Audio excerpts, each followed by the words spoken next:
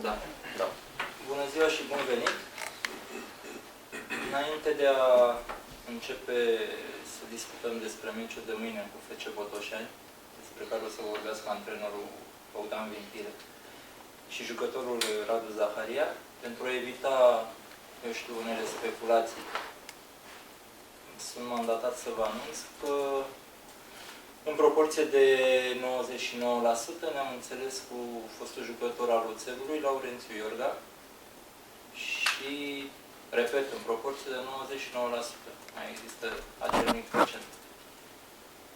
Dar când se va fi îndepărtat și acel procent, Laurențiu Iorga va face parte din lotul echipei FC Voluntar și sperăm să fie un plus și pentru antrenorul Bogdan Vimpire.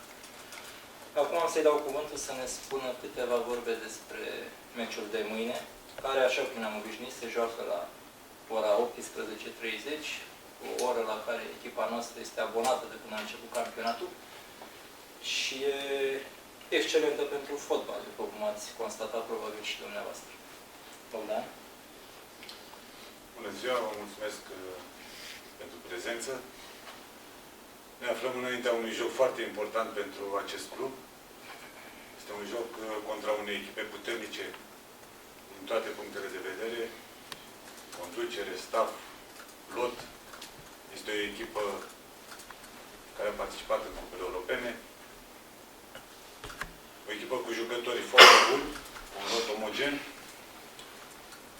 O echipă care suferă în acest moment pentru că nu acumula puncte. Noi suntem în aceeași situație. Avem nevoie de puncte. Iar mâine va fi un joc foarte dificil, la finalul căruia sper să ne bucurăm noi.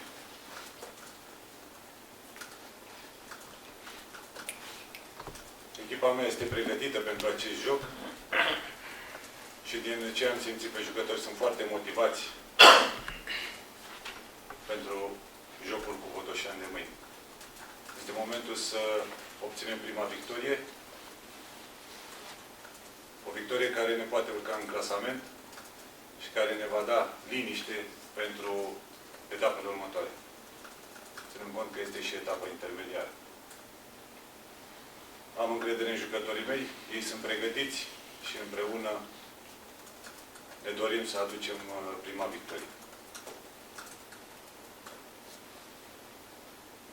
Veți încerca să profitați de problemele pe care le are Botoșani în acest moment? Da, Botoșani trece prin momente delicate, dar pentru noi poate fi o armă cu două tăișuri. Nu trebuie să ne culcăm pe ureche că ei au probleme, pentru că și ei sunt într-o situație disperată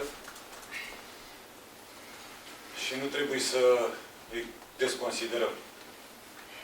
Pentru că poate doar conjunctura a făcut ca ei să aibă 2 puncte până la acest joc. Da. Dumneavoastră spera să vină și prima victorie. Pentru noi? Da. Ne dorim. Ne-am dorit la fiecare joc, dar în funcție de adversar și de maniera de a juca, până acum am obținut 3 egaluri. Îmi dă încredere și jocul de la CFR, cu toate că am pierdut, am făcut un joc foarte bun, în care puteam să câștigăm. Dar așa a fost să fie. În continuare mă bazez pe acest joc al echipei și cu puțină șansă să reușim să câștigăm. Ce v-a lipsit în aceste 3 egaluri să câștigați partida? Nu e că ne-a lipsit ceva. A fost impactul cu prima ligă. Jucătorii au trebuit să ia pulsul primei ligi. Acum deja au trecut 4 etape. Nu mai putem să vorbim de trac, de emoții la niciun jucător. La niciun jucător. Deja de acum încolo trebuie să ne descătușăm, să jucăm fotbal pentru că avem calitate. Dar totuși aveți și jucători cu experiență în prima ligă. În echipă. În echipă, da. Da. Am un jucător cu experiență, dar e foarte important nu un jucător, ci echipa în întregul ei. Pentru că nu se face primăvară cu o floare sau cu 2 sau cu 3. Daniel Pangu, cam în cât timp ar putea să recupereze pentru a putea intra măcar o repriză. Vedem. Este pe drumul bun, se pregătește alături de noi. Este posibil să apară în jocul cu Botoșani, este posibil să nu apară. Totul este în funcție de strategia pe care o stabilim la acest joc și de cerințele jocului. Domnule Iucător, dar în acest moment ce probleme de lot ați mai avea? Probleme de lot? Da, dacă aveți. Nu am probleme de lot, pentru că am 24 de jucători, deci nu pot să am probleme de lot. Am probleme de interpretare a jocului, dar astea le stabilesc eu împreună cu jucătorii. Da. Cu Sorin Rădoi ce se întâmplă? Știu că ați început campionatul titular cu el. Ce se întâmplă cu... Nu se întâmplă nimic. El se antrenează, este un jucător pe care mă bazez în continuare. Așa cum probabil ați văzut la fiecare joc, am mai schimbat 2-3 jucători. Trebuie să dau șansă fiecăruia să joace și să demonstreze că poate juca în prima ligă. Sorin este un jucător exponențial pentru noi, a promovat cu echipa, este un jucător experimentat, face parte din lot. Deci aici nu există jucător garantat 100% titular.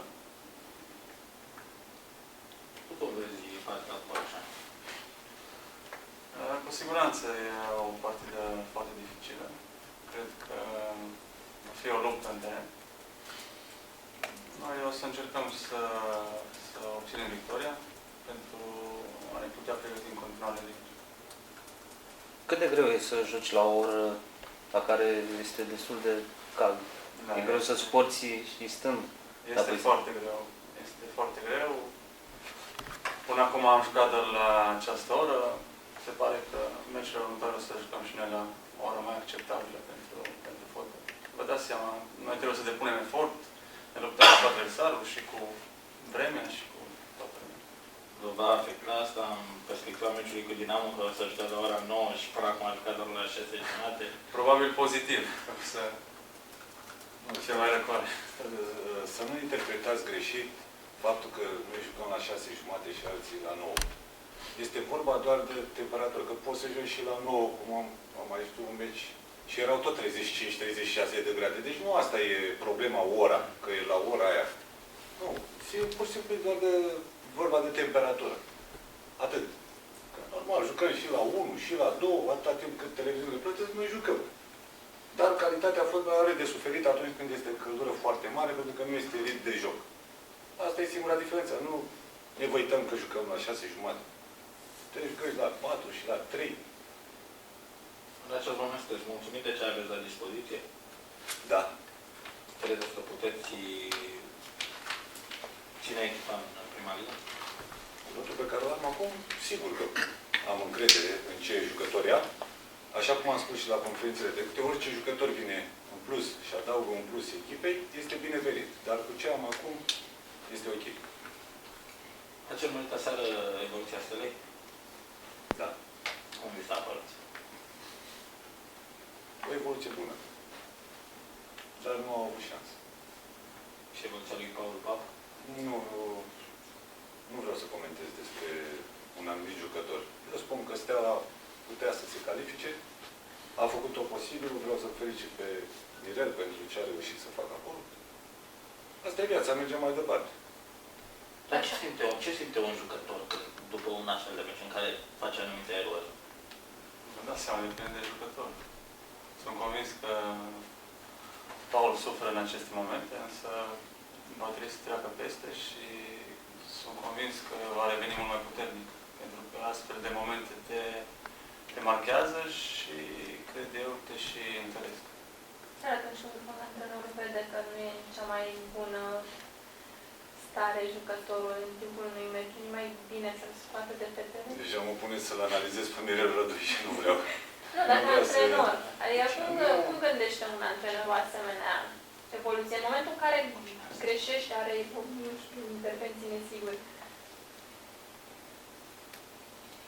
Nu pot să vă divulg așa ce gândește un antrenor. Nu știu, vă spun, nu vreau să dau naștere la interpretări. Fiecare antrenor are gândire personală și interpretare personală a fiecărui detaliu din timpul jocului. Ca joc mi-au plăcut Steaua. Agresiv, răi. Mi-a plăcut. Credeți că Astra poate să facă o surpriză și să se califice? Asta erau jucători de calitate care pot face diferența imediat. Revenind Și au mai mulți care pot face diferența. E o echipă bună. Și au un actor bun. Revenind la echipa dumneavoastră, să ne așteptăm la schimbări în primul 11 după înfrângerea cu CFR-ul? După jocul cu CFR-ul, nu după înfrângere, că eu nu țin cont de înfrângere, de egal, de victorie, nu țin cont. Mă uit la jucători în antrenament și dacă îl văd conectat, motivat și serios în antrenament, cu siguranță că poate să intre în primul 11 și în primul 18. Mulțumim. Și noi. Mulțumim și noi.